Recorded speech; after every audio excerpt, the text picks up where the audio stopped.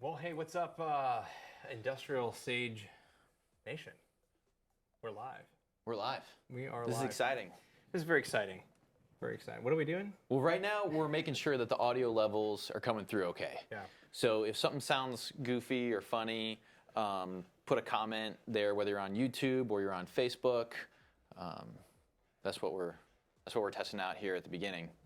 Awesome. Make sure everyone can hear us. All right. So part of what we're wanting to do is, well, we've actually been wanting to go live, and it was kind of in the roadmap for a little bit. I guess it's a little bit more expedited now because of the different circumstances. So part of what we want to do here today is discuss and have a live format on this is really addressing what is going on right now. There is, obviously, it's crazy. Everybody knows that. And a lot of the questions that we're getting flooded with questions. We have some of the same questions as well. It's just understanding what do we do right now. So we wanted to kind of try to facilitate a little bit of that, have a live discussion about what is going on, what is an appropriate answer, and we're looking at that question: is sales and marketing as we know it, is it dead because of this stupid virus thing that's going on? I mean, it's crazy. It's absolutely crazy. So that's kind of what we want to talk about today. Feel free to join us. We are live streaming on Facebook and YouTube. YouTube. And I think the link, I don't know if you've got the link in on YouTube that's put in LinkedIn or whatever. It's out on LinkedIn and cool. Share it everywhere. All right. So well, let's jump into it a little bit. Obviously things have dramatically shifted over the last, I mean, every day it's changing, but certainly over the last week, it's been nuts. I mean, we were at Modex this time last week. I guess the show was wrapping. Just wrapping, yeah. And it was a very clear signal that things are changing dramatically. I mean, the attendance at this trade show, if you're not familiar with Modex, Modex was it's a large show on material handling, and it's a lot on supply chains, so a lot of industrial automation and robotics, a lot of software companies for warehouse management systems and the like. Normally, it's a massive show. It's put on by the Material Handling Institute, MHI. They do this show, Modex, every year. Well, it's every other year, and then it alternates with their sister show called ProMat, which happens in Chicago. And typically, I want to say when they did this in 2018, don't quote me on this. Somebody maybe if it was watching from MHI can give me the real numbers, but I want to say it was around 30,000 attendees. Something like that. That's what I've seen. And a lot of exhibitors. This year, the amount of exhibitors grew. I think it was like over 930 exhibitors. It was a pretty big show. Attendance was dead. I mean, I think. Well, I wouldn't go so far as dead. Not completely dead, but comparatively speaking. Well, I wasn't there the 2 years ago. Okay. But from just overall hearing what the exhibitors said, that they could tell it was significantly lower. Even Monday when we're there, we're like, okay, people are here. Right. Not, towards the outskirts, definitely fewer people, but down the main aisles are definitely. Monday was rough. I mean, everybody was like, you could just see on everyone's face a little bit like what is going on. I mean, luckily Tuesday was definitely, which typically historically is going to be is the busiest day. Yeah. So it was a lot better. Actually, to be honest with you, based on Monday, I was really worried about Tuesday. Tuesday was definitely a lot better. Yeah. But then, Wednesday was significantly lower, and then Thursday, which ghost town, which is kind of normal, kind of typical for that. But also, if you think about it, the night before, President Trump just closed the border to Europe. Well, it wasn't closed. It was closing. It was going to close on Friday, but he made that announcement on Wednesday night. Right, Wednesday, sure. So, if they weren't planning on leaving, they were definitely leaving. Yeah, exactly. And I'm actually still getting emails from a handful of exhibitors that aren't back to Europe yet. Really? Yeah. They're working their way back. Here? They're stuck here. Oh, jeez. So. I mean, that's pretty. Pretty. It's a challenge, okay. And I think when we're looking at it as like, all right, sales and marketing, what are we going to do now? Right. We have this virus. It's going to be with us for the foreseeable future here. Not forever, maybe some remnants of it, but the next couple months, and we've talked about it being a delay.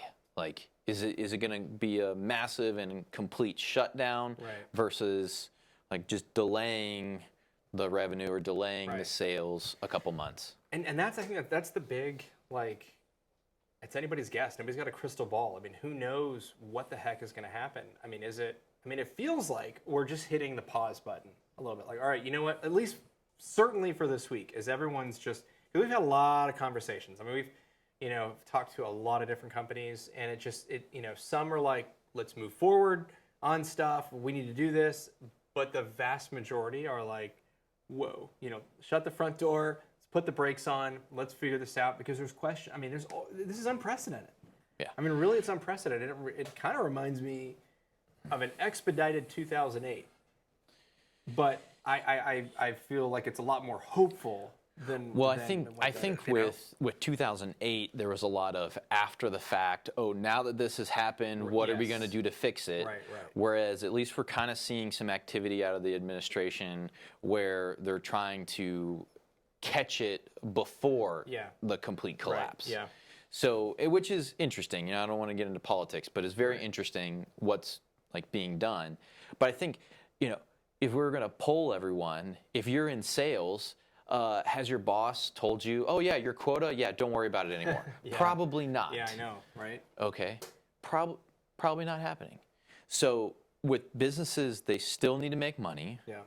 It's we're seeing a shift to gig economy is massive now. Yeah. Okay, Amazon just said, hey, we put the kibosh on anything that's non-essential.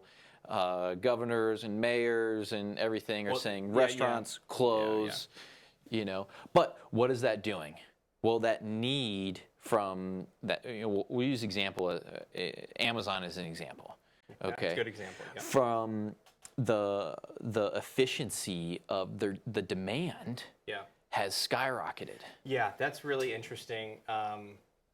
Sorry, I didn't mean to. Yeah. No, it's okay. Like Amazon demand is skyrocketing. They're saying we can't process incoming inventory because of the outgoing sales that we have for non-essentials related to the virus.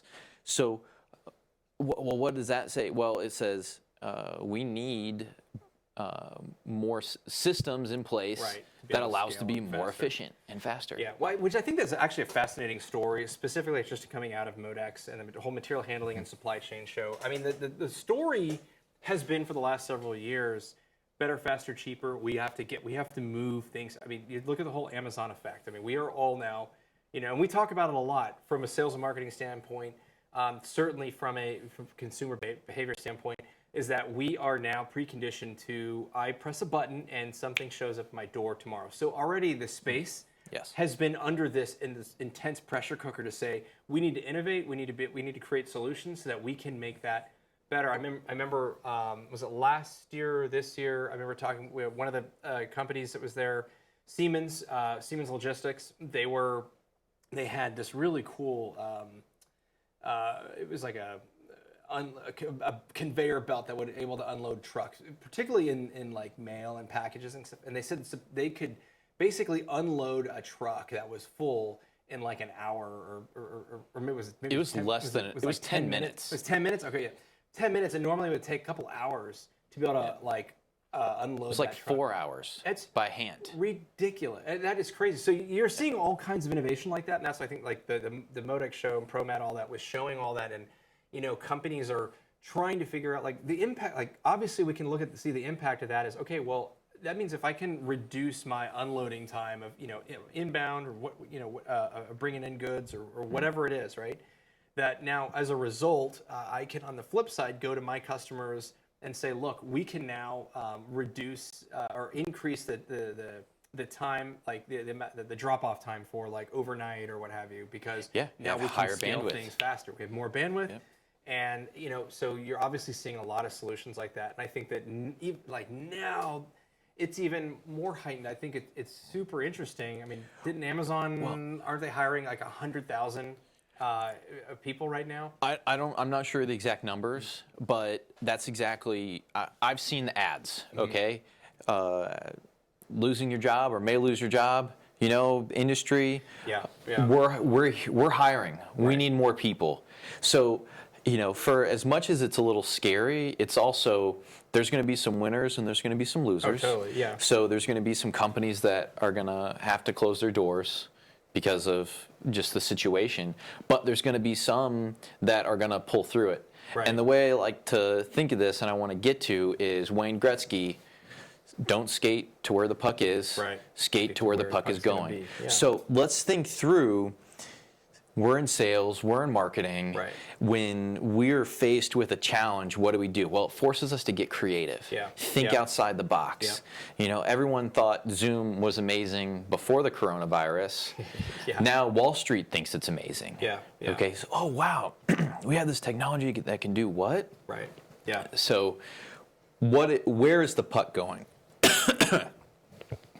Excuse me. No, it's all good. So, I exactly. I think it's just the idea, like you mentioned, is just, okay, well, where are things? Where are they going to be? How can we pivot? How can we adjust? You don't have the virus, do you? Okay, all right. No virus. Are we 6 feet apart? I don't know. It's all right. Keep your distance. It's all good. So, well, okay, I mean, that's a good question, because that was something that at the show, a lot of people were asking, they were trying to figure out. And I think, honestly, a big thing is, and you're seeing it across the board, is digital, right? Okay, what is it for us? Let's look at it. We're live right now. We were planning on doing this for a while. I don't know why we haven't done this before, but whatever. But we're doing it now. It's forcing us to be able to do that. So we need to be able to get a message out there. And I think a lot of other companies, you're seeing the exact same thing. You're seeing a lot of virtual events. Yeah. They're spending their time where? Online. Yeah. Right, because everyone's, at home locked up looking at, Facebook and they're wearing sweatpants. Yeah. Okay. That's true. I'm sure excuse me, handful of them are, adjusting their typical schedule for the day. Right. Yeah. Because if you have that quote unquote convenience to be able to, well, I need to get X projects done or things done. Right. Can I do this at midnight or can I go, this? Yeah, but are we seeing that? Got it's a tickle. Yeah, right there? Okay. Yeah, I'll be okay. Part of what we got going on was, today is beautiful outside. It's like we're in Atlanta and it's 80 degrees outside and the pollen count is super high. So, it's like we're dealing with all kinds of things here. But I definitely had a lot of that. I was walking around on the phone earlier, but yeah, I think to your point, it's really like looking at those different areas and see, how can we do things differently? How do we get that message out there? The biggest thing is we were looking at a lot of these digital solutions. That I had more than one company. Well, we talked to over 150 companies. I didn't personally talk to them. We had teams and stuff out there, but. A lot of conversations that I was having with companies were saying we are now need to be forced to think a little bit differently and really embrace digital technologies. And we might actually not really know what that means or how that is, but gosh, we needed to do it before. But now, okay, if anyone has listened on any of our stuff on IndustrialSage over the last 2 years, it's forcing a lot of organizations' hands. Yeah, exactly. And I think for a lot of the senior executives are being forced to innovate. Right. Yeah. Okay. So if you're the sales leader, your boss, who do you report to? VP of Biz Dev, report straight to the CEO. Whoever you report to. If they haven't said, "Hey, we need to use these digital tools." I'm watching people on LinkedIn share some really funny videos about that experience of working remote. Yeah. Okay. And the pain and frustration that the executive or the manager has of like, what is my team doing? What are they doing all day? Yeah. Like Salesforce is a ghost town. You see like the whatever tumbleweeds going by. Okay. Before they could walk around, the office and see the team on the phone. They're executing. This is getting done. Collaboration is happening. You're not seeing that in the background. So or from the remote work from home situation. Yeah, certainly. So like, you're going to see things that people weren't using before. You know, the video that I watched, it was about Sales Loft. Okay. And it was like listing out all these different challenges that this manager was having. And then he's like, oh, yep. And then he hangs up, and then it shows like, oh, yeah, well, Sales Loft can do that. So you're like, okay, so here are tools, you know, that have existed for quite a while. But people didn't know they needed it. Now they need it. And so what is everybody using, you know, to be able to do that? And we have a handful of tools that we leverage, but like our other organizations, what do they know? If they've never had to do anything like this before. You know? Well, yeah, I think so. I mean, I think a couple things that kind of jump out to me, like, look, and the thing is, every company and every situation obviously going to be very different. You know, obviously, there's different companies who are going to be impacted this by more. I mean, you know, for example, you know, there's a story coming out of, you know, if you're an automobile manufacturer versus a distributor versus, you know, you're in services or what have you, it's all a completely different, you know, experience and set of challenges for a lot of people. But I think, you know, one of the things that I noticed right away, you know, is people, all right, we got to, like, let's email. You know, email marketing is a big thing. Obviously, everyone's running to their what their COVID response is, which, you know, I mean, I'm hearing from companies that I think, yeah, I mean, I might have had like I bought a sandwich from them or something once, and now it's like, here's our response. Like, oh, okay, all right, well, that's, you know, that's great, but yeah, I don't know. Well, here's the thing. That's a great response to at least be able to put a statement out there. Okay, you're doing something good. If I was concerned about it, I now have something to reference. That is not a sales strategy. Well, no. That is not a marketing strategy. You know. Yeah, I think yeah, I don't know. I guess I'm just, you know, there's so many different ways, different things you can do it. I guess maybe to short list some of the things that I think you're going to start seeing is definitely an uptick in email marketing. But I think that's going to be quickly flooded. I mean, we're seeing it now. It was already flooded before.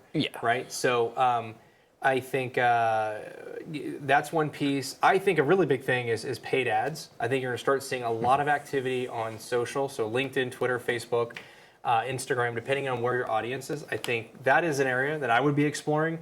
And, you know, I think there's going to be a lot of people that are going to, you know, there's good and bad ways of being able to do it. I think, you know, a lot of times you see people, a lot of pushback with paid media that I hear back. I hear this all the time. Oh, well, we did a, you know, PPC campaign, or we did a LinkedIn ad campaign, or we did whatever, and it didn't work. Didn't work. You know, okay, well, why didn't it work? Well, because you're not really doing it right. You got to take that, or you're good.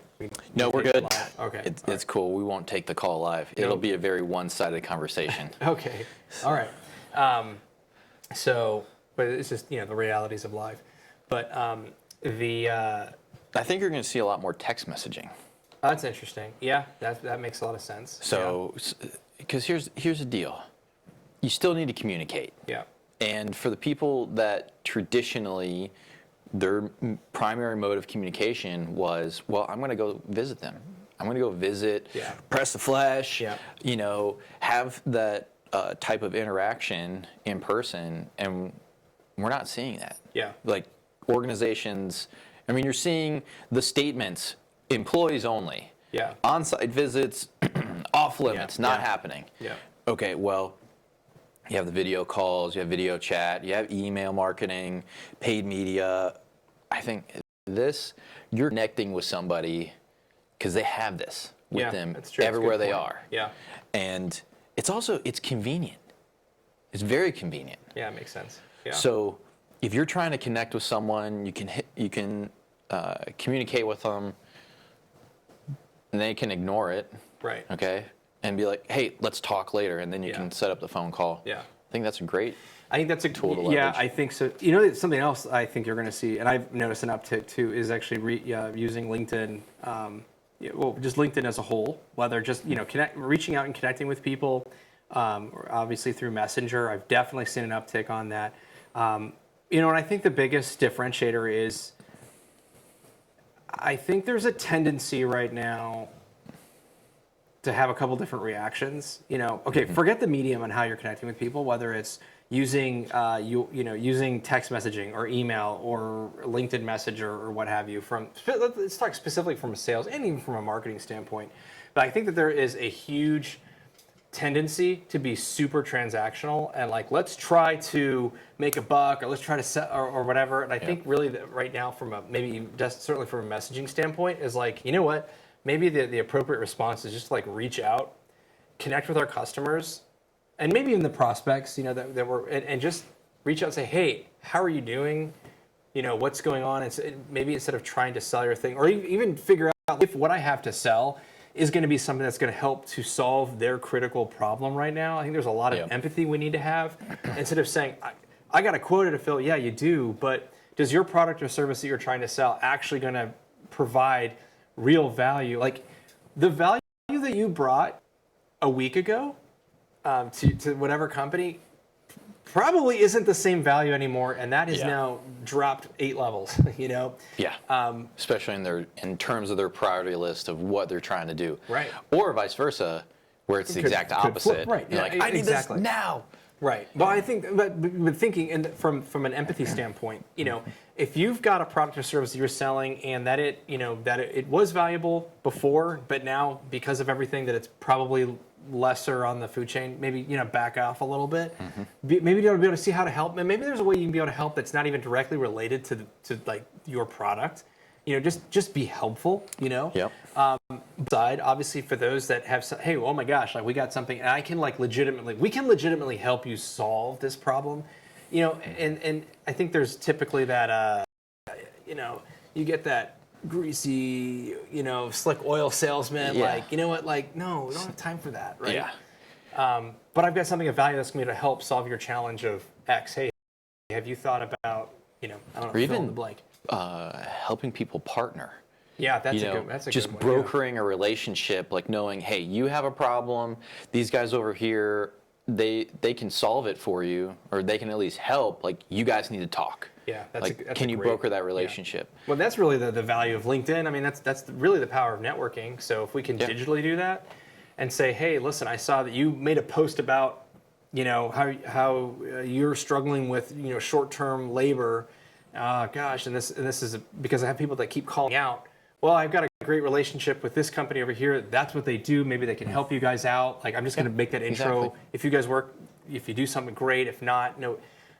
But that's the kind of stuff I think people that's the selling I think that we should be doing is selling, looking at how can I help you. Yeah, exactly. I mean, that's really a core tenet of that anyways, right? But I think especially like of sales in general, at least it should be.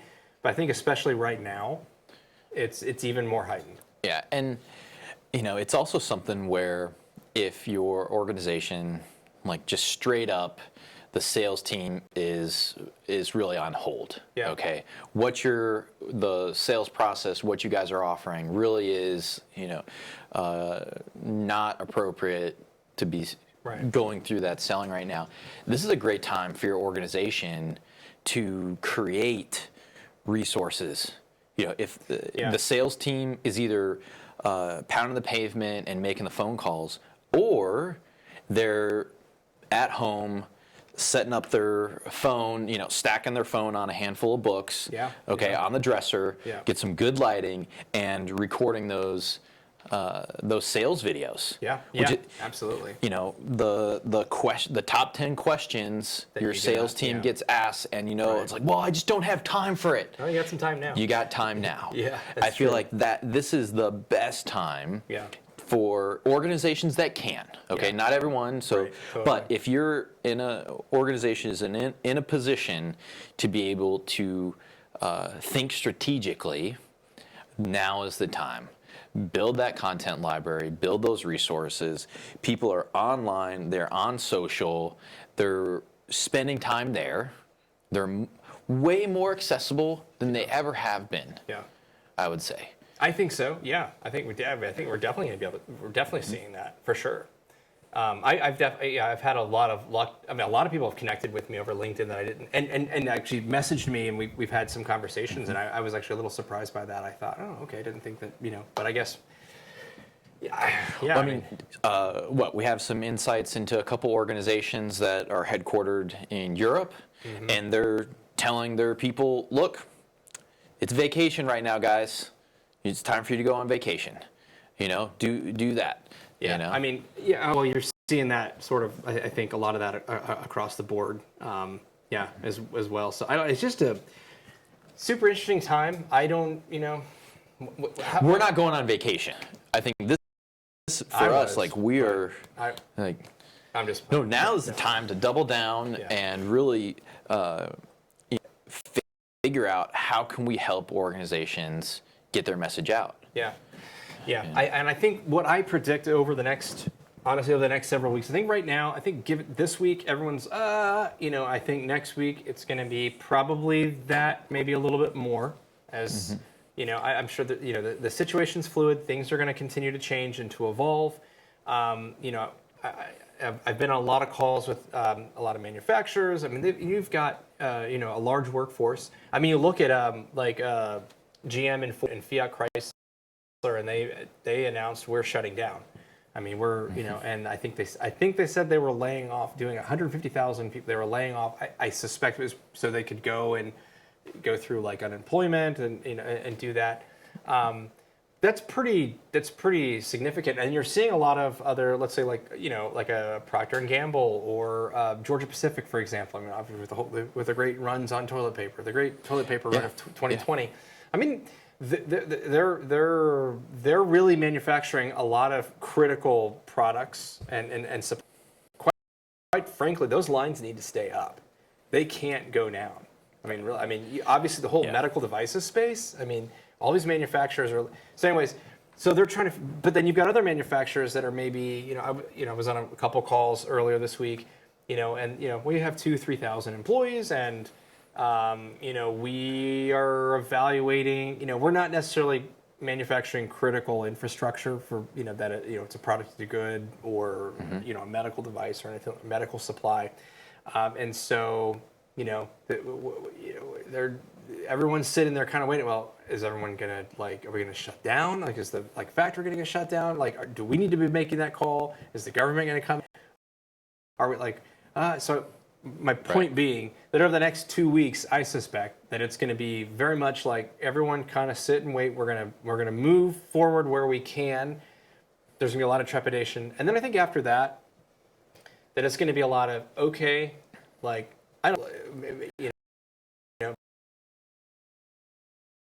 we're either going to be sitting at home, working from home or trying to work from home, right? Or you'll be back at the office. I'm betting you're going to be likely working from home, and the dust is going to kind of settle a little bit and say, to your point, here's the new normal.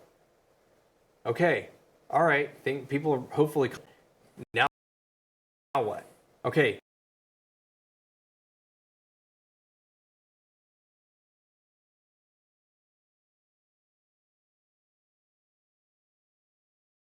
Well, gosh, to your point, we still have a quota. We still need to get out there. And we do a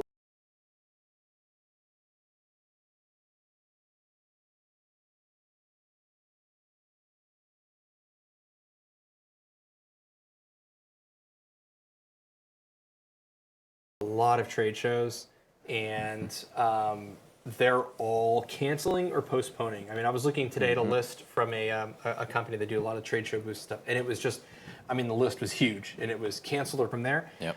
Or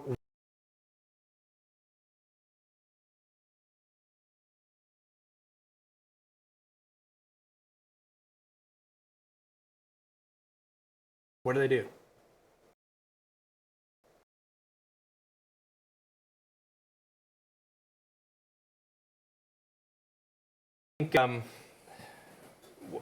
I mean, honestly, I really think that you're going. Well, first of all, we're going to do a webinar on this, so we're going to do a little bit more of a deeper dive. Where we're going to have some more companies are going to be joining on, asking some questions, and we can go over some specific, procedures and some ideas and things that you can apply towards your organization. This is the skate to where the puck is going. Exactly. Okay.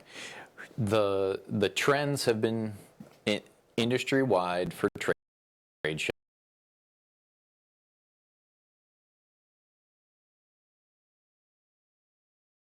shows. They're significantly dropping. It's been dropping. It's been the writing on the wall. Right. What has happened is instead of it taking 5 more years for it to drop off, we're seeing it happen, this year. Well, it's happening this year. It's going to come back for sure, but yeah. So, yeah, it could. Well, or people are going to realize, like, wow, this whole digital marketing thing is that we had to spend to spin up our booth and show all these different things. Like, we don't have to do that anymore. Right. So, which you may still have the trade show, but instead of having 30,000 or 50,000 people in attendance, you're going to have 10,000. Yeah. And it's going to be, instead of it being, well, I sure hope these organizations show up and visit my stuff, it's going to be, we have these 50 appointments scheduled for people to be able to come and see the demo set up like that. Right, yeah. So it's going to be much more of a meet and greet and demo and see the actual stuff in action in that kind of setting, where that prospect is going to go meet with a dozen different organizations. Well, that was, I think to that point, one of the things that came out of Modex was that even though the attendance was a lot lower than it normally is, almost everybody that we talked to said the quality actually of leads, the people, the conversations, the people that we had was very high. So part of it is a lot of people didn't come because they were worried about, we don't want to travel, whatever. Totally valid, 100%. Yep. Company policies where they just said, look, we're not traveling right now. Exactly. So, but the people that did show up were like, I have a real need and I need to be able to see this. And I think particularly in this space, sometimes, it can be very challenging to see some of these, like let's say an industrial automation solution where you've got conveyors and robotics and all this stuff, like seeing it actually function in a live environment. You can't bring in all of your prospective clients to a customer facility. Maybe you've got an innovation center or innovation lab. Because maybe they're competitors that have trade secrets. Exactly. They don't, or the aspect of it is just a very small segment. Like, we do this. Right. We have the printers. So, but I think to that point, the idea is, okay, this is where everyone needs to start thinking, how do you replicate that experience? That experience that we have on a trade show floor. Like, okay, what are the challenges that we're looking at? Okay, well, we would love to show a prospective customer our solution in full, in action. How do we do that? Okay, well, if we can't bring them to a customer site, all right, well, we need to show them, we have a demonstration area at our trade show, or maybe we have an innovation center. There's a lot of companies that have innovation centers, but the challenge there, and that, well, certainly now, still have to travel there. The challenge was there before is to get your customer like that engaged. Say, well, why don't you fly down over here, come check it out. It's a huge commitment on their part. Whereas maybe now what if we were able to take that experience and replicate it digitally? What if we were able to go into a virtual tour of, maybe you go to your customer facility and do a virtual tour there, or from your innovation center, or and be able to create this experience. Yeah, you can see some maybe even augmented reality. Yeah, exactly. Okay, where they can hold up their iPad in their warehouse floor and see what the conveyor belt system would look like inside there. Yeah. Or the AGVs, like where are the docking stations? How would this all work? And they'd go from one place to the other. I mean, think about that. Sure, heavy investment up front from the AR technology, augmented reality, technology. But even those tools are much more cost effective than they were 5 years ago. Oh yeah, 100%. Okay. Yeah. So you have that. Is that where you're going to transition your investment? But even I think of like a lot of organizations spend significant amount of money being a sponsor for these shows. Yeah. Yeah. Okay. Their organization might do it for a variety of reasons. One, sure, lead generation, right. Getting some attention, yeah. but even from just maybe a little bit of ego. Yeah. And, certainly a lot of that. Yeah. You know, just brand positioning. Like we're great enough of an organization to be able to be a top tier sponsor for that trade show. So what are they going to do to be able to have that same type of recognition? Yeah. You know, but it's like, I think these are challenges, because before you'd be like, yeah, we're the premier sponsor at XYZ trade show. Yeah. Oh, wow. Okay. You guys know what you're doing. Like, yeah. You guys have been around the block a few times. Okay. Now they can't flaunt that. Now, what is the next premier sponsorship position? Yeah. You know, I don't know. I don't know what it is. I have a few ideas. Yeah. But yeah, no, I think, and which is interesting. I mean, just the whole, like, our vision and what we're doing here at IndustrialSage is, it's like, I felt like it was really addressing a need that we had before. Now I feel like that need is huge, and I think you're going to start seeing a lot of companies starting to look, kind of like wake up a little bit and look and say, okay, there's different ways, and we thought we didn't understand this over here before, but now we kind of get it because we're forced to. Right. And so I think, yeah, you're gonna start seeing a lot of that. Well, I think, we think through, like, how do we help marketers? Yeah. Well, a lot of it's discovery. Yeah. Okay. Where are people going to discover the product or service I'm trying to market? Yeah. Okay. And that's where, like, IndustrialSage is a platform for discovery. It's that ecosystem. Yeah. So, I mean, that's really what IndustrialSage is all about. So, I mean, we have our open contributor platform, so sales and marketers are able to publish content. Exactly. Yeah. We help with the distribution. Right. So right now, I mean, people can, when they write an article and submit it to our site, like, we distribute it to our entire audience. So, and that's at no cost. Right. Imagine that. Okay, so organizations that are trying to get their feet wet and try and do something, what do they need? Well, we help with the content creation. You guys publish it, and then we help distribute it. Yeah. It's having that ecosystem available to really help the, what is it? All boats rise, lift with the rising tides. Rising tides lift all boats. Or something like that. Yeah. I totally probably butchered that. That's okay. Something like that. You get the concept, right? That is the concept. Right. So, that it's like we're trying to do our part to help sales and marketers. Yeah. These are challenges we're seeing. There's a lot of tools that are out there. There's a lot of question marks right now, and it's like, what is next week going to look like? Well, I don't know, but to me, I'm pretty excited about it, because this is uncharted territory.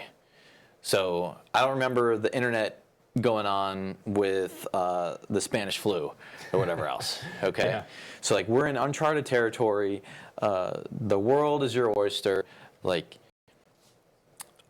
now's the time to experiment and test things out, because there is the status thrown out out the window. Well, actually, something to that point. So I was on a podcast. I was on the Supply Chain Now radio, or Supply Chain Now podcast with Scott Luton and Greg White. This was a couple months ago. And so anyway, so they retweeted something yesterday about something that I apparently said, and I don't remember what it was. No, but it was basically about he was asking, like, what's the worst thing somebody could do from a sales and marketing standpoint, particularly from a marketing standpoint. And I said, well, back then, the worst thing you could do is nothing. Yeah. Whether it's the wrong thing or the right thing or whatever, actually, really the worst thing you could do is nothing.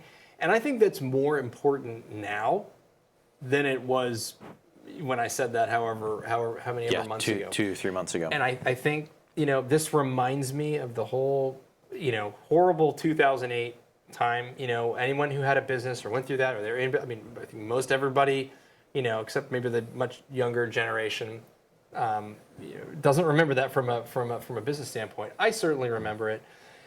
And the companies, there's a lot of fear, and you're seeing that right now with the market and where it's going. And I have, again, no crystal ball on what's going to happen there, but there is a big tendency, and rightfully so, to say we have to pull back on everything. That's what we're seeing right now. We're pulling the reins. Well, from a stock market perspective. From a stock market economics. Well, I'm talking about just even from a business standpoint, because it creates a lot of confusion and we don't know what's going to happen tomorrow. So it's easier just to say no to everything.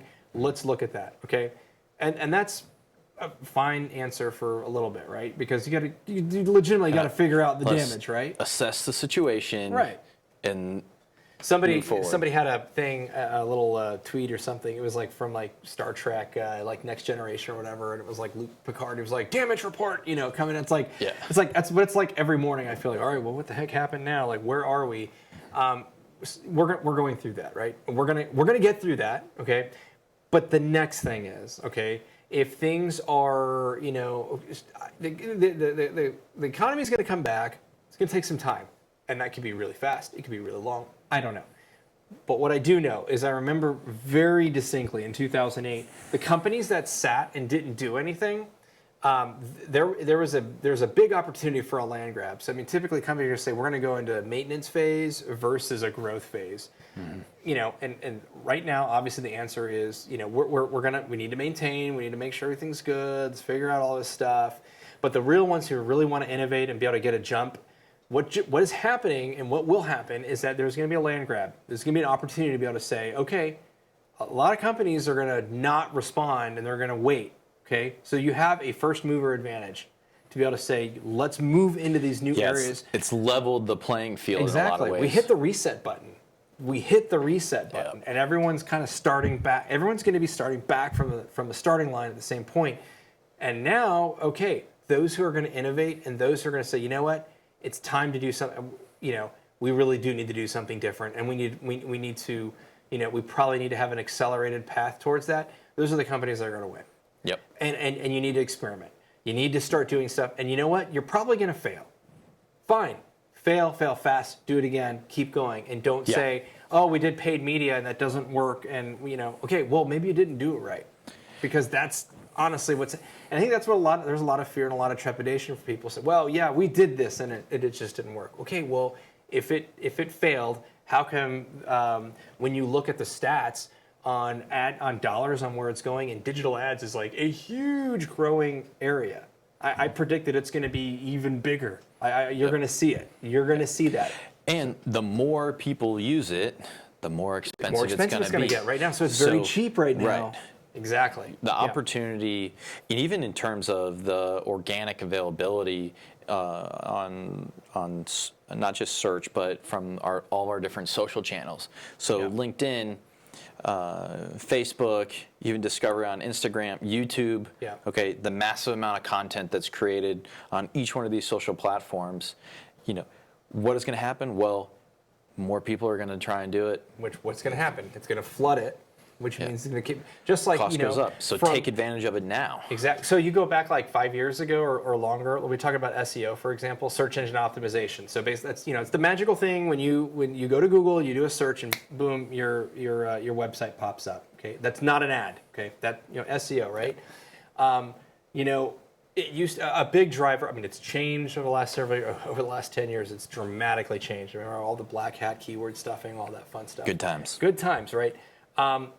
What it's largely been over the last several years, and it was still very true back then, content, blogs, content, having on your website. Well, what has happened now is that over the last several years, instead of saying, hey, you used to be able to hey, look, if we write an article once a week, we're awesome, and we're going to rank up there, and people are going to find us, and it's going to be amazing. Well, that's not the case anymore. Now you got to even if you did a darn article every single day, I mean, you need to probably start there if you want to have a real big impact quickly. If you try to go and release one blog article a week, it's going to take you forever to actually get results. And not to scare everybody, but that's from the organic perspective. Right, yeah. So, but how you leverage that article that you're writing once a week is very different. Absolutely. So that's where, marketers take note. Yes, you got to get started somewhere. Write that article. It's, maybe you can only get 500 words out of it. Okay, well, start with 500. Get it into the hands of your sales team. Right. How many of them are spending time answering the same question over and over again, or copy and pasting their other, note and send it to so-and-so, where, it's a lot of work. It's a lot of effort that's wasted. It's not scalable. Now's the time. Implement these scalable systems, like yesterday. So it's not just like, oh, we're just going to take an article and throw it out there and it's whatever. Hey, let's talk to your sales team, and that's where that core of that content should and come look from. at it. If you want it once a week, it's 52 articles. Okay, 52 articles. Let's think through it. All right, maybe you can only think of 10 of them today. That's fine. Write those 10. That's better than you have 2 months and change of weekly content. Well, 6 weeks from now, sit down with your sales team. I need 3 questions from you, 3 from you, 3 from you, or 5 from, depending on how big your organization is. Draw on them. Get those questions. Have them feed you that information. Then get it from the sales engineer. Okay, the ones that come in and know the science behind the technology that you guys are doing. Sit them down so you have even more in-depth content. Like, now is the time, because there's one thing that's for certain, is that digital is not going away. No. All right. The content that you create is going to exist. Britannica, okay, Encyclopedia Britannica. Maybe the sales position of door-to-door sales to sell the encyclopedia has vanished, but where is that content? It's online. It's in the form of Wikipedia, and it's in the form of valuable blog articles. And we've talked to a lot of different organizations, a lot of marketing agencies. We have the Agency Success podcast where we talk with agencies. I talk with them about what they're doing with their industrial clients that's successful, and they're showing the content that they are writing, because nobody else is writing it. The content they're writing and publishing and distributing out there is generating results. So first to market now. Get out there, leverage these digital tools. Like you said before, don't do nothing. Doing nothing is worse than going backwards and pulling back. You got to have some forward momentum, got to have some forward motion, even if that forward motion is you setting up your strategy. Got to do something. Got to do something. All right, so it is, we've been on here for 40 minutes or so. The stream's been on for an hour. We started, we've been 47, Donovan? Okay, so we've been rocking it out, everybody. We've been chatting for a little bit. So, all right, I think we're gonna go ahead and kind of wrap it up for today. So the next things, we're gonna be doing a little bit more of this over the next several days. We'll be hopefully doing this from the studio as much as we can. So I'll go to my basement or something. Well, maybe your basement. We remote some people in, but really, I think it'd be great to be able to hear from our audience. Okay, if you want to be on the show, essentially, be an expert in your industry and share your resources, share what you guys are doing. From all perspectives. Whether it's finance, human resources, I guess taxes is with that. Anything that's involved within the industry, we want to hear from you. We want to understand, really what's going on from a thought leadership perspective. I mean, there's a lot. The White House, CDC, IRS, Federal Reserve, all these different administration elements are doing a lot of different things that are impacting the industrial and manufacturing space. And we want to hear from you. You guys know what's going on. You hear this update. What was it? The Manufacturing Defense Act. What's the? Oh the Production Defense Act that was enacted yesterday, I think, by Trump, which basically gives him the powers to be able to mandate to a manufacturer, hey, we need you to take this contract. We need you to produce toilet paper or whatever.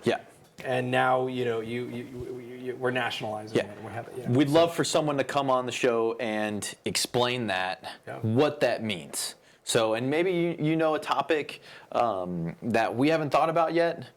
We want that one too.